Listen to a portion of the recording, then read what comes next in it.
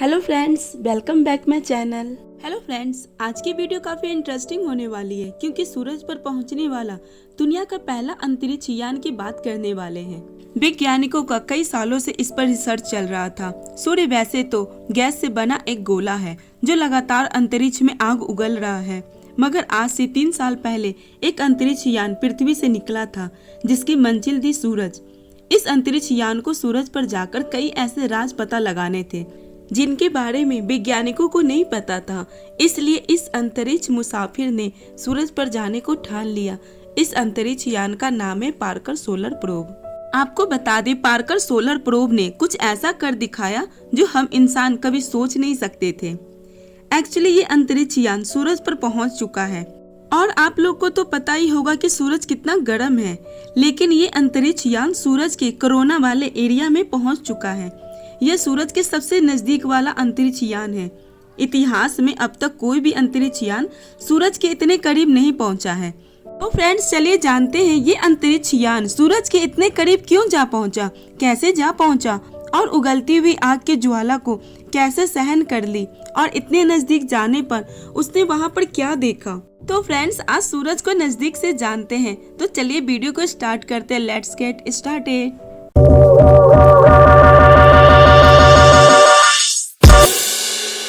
Friends, आज वो दिन आ गया है जब हमने सूरज पर पहला कदम रख दिया। सूरज की वजह से आज हम पृथ्वी पर जिंदा हैं। इसकी वजह से ही तो पृथ्वी पर जीवन है। तो फ्रेंड्स, हमारे लिए ये जरूरी है कि हम सूरज को अच्छे से जानें। फ्रेंड्स, एक टाइम था जब सूरज को दूर से ही स्टडी कर पाते थे, लेकिन आज के 21वीं सदी के वैज्ञानिकों ने कुछ ऐसा कर दिखाया है जिससे पिछले सैकड़ों पीढ़ियों में से किसी ने कल्पना भी नहीं की होगी। अंतरिक्ष विज्ञान की दुनिया में और मानव इतिहास में ऐसा पहली बार हुआ है कि जब इंसान द्वारा बनाया गया कोई यान सूरज के वायुमंडल में पहुंचा हो। अमेरिकी अंतरिक्ष एजेंसी नासा के पार्कर सोलर प्रोब ने सूरज के ऊपरी वायुमंडल को छू लिया है। यह यान यहाँ तक सफलतापूर्वक पहुँच गया है। सूरज के ऊपरी वायुमंडल को कोरोना कहते हैं। कोरोना का मतलब वो नहीं जो आप लोग सोच रहे हैं।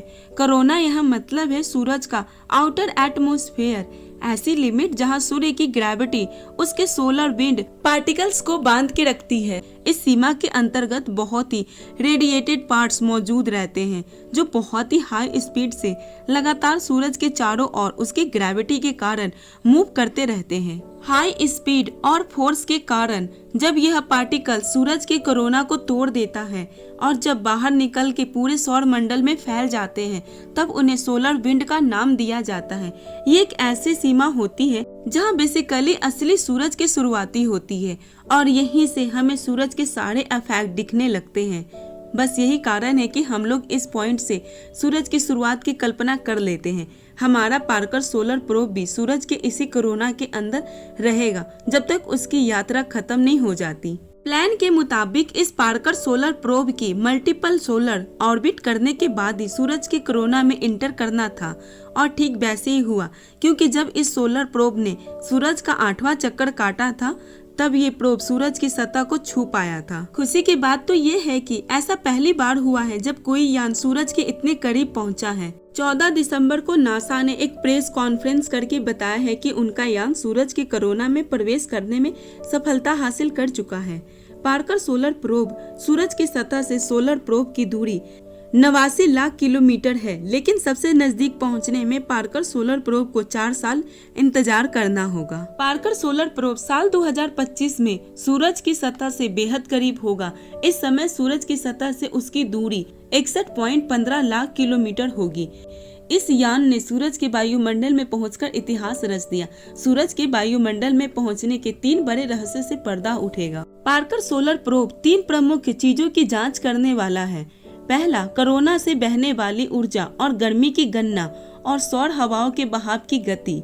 दूसरा, सूरज के मैग्नेटिक फील्ड यानी चुंबकीय क्षेत्र के ढांचे और डायनेमिक्स का अध्ययन करना। तीसरा, सूरज से निकलने वाले अवशोषित कणों की उत्पत्ति, बहाव और उनके व्यवहार की जांच करना।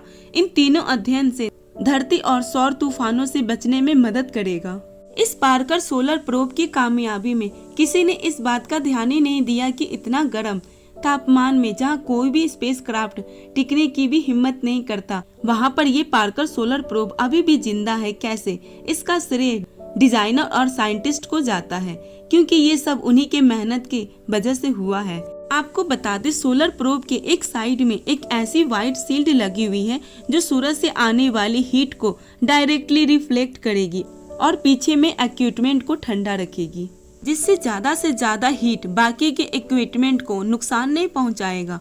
और सफेद रंग से रंगी इस शील्ड का बाहरी हिस्सा कार्बन नाम के एक एलिमेंट से बना हुआ है, जबकि इसके अंदर का दूसरा हिस्सा कार्बन फोम का बना हुआ है, जिससे ये ज्यादा से ज्यादा हीट रिपेल कर पाएगा। इन दोनों एलिमेंट का इस्तेमाल मकसद यह है कि ये दोनों ही एलिमेंट हवा को अच्छी खासी जगह दे पाएगा, जिसकी वजह से स्पेस प्रोब में लगी शील्ड पर ज्यादा वजन नहीं पड़ेगा और आसानी से प्रोब में पड़ने वाली हीट डाइवर्ट भी हो जाएगी। इसके अलावा इसमें खास बात यह है कि ये पूरा स्पेस प्रोब हीट के मामले में ऑटोमेटिकली काम करेगा। इस प्रोब में एक ऐसा ऑटोनोमस सॉफ्टवेयर इंस्टॉल किया गया है जो प्रोब में लगे चारों सेंसर की मदद से ये डिटेक्ट कर पाएगा कि आखिर हीट सोर्स कहां से आ रहा है, और सोर्स डायरेक्शन डिडक्ट करने के बाद हीट शील्ड को उसी तरफ घुमा देगा ताकि वापस इस स्पेस को सही दिशा में चलने लगे, उस पर ज्यादा गर्मी का प्रभाव न पड़े।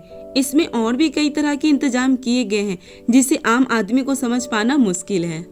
फ्रेंड्स, इस पार्कर सोलर प्रोब को 12 अगस्त 2018 को कैनवरल से डेल्टा 4 हैवी रॉकेट से लॉन्च किया गया था।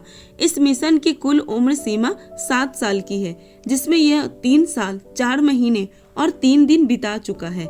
यह यान कुल मिलाकर के 555 किलोग्राम का है, जिसमें 50 किलोग्राम में पेलार्ड्स लगे हैं। यह 3 मीटर ऊंचा और 2.3 मीटर चौड़ा है।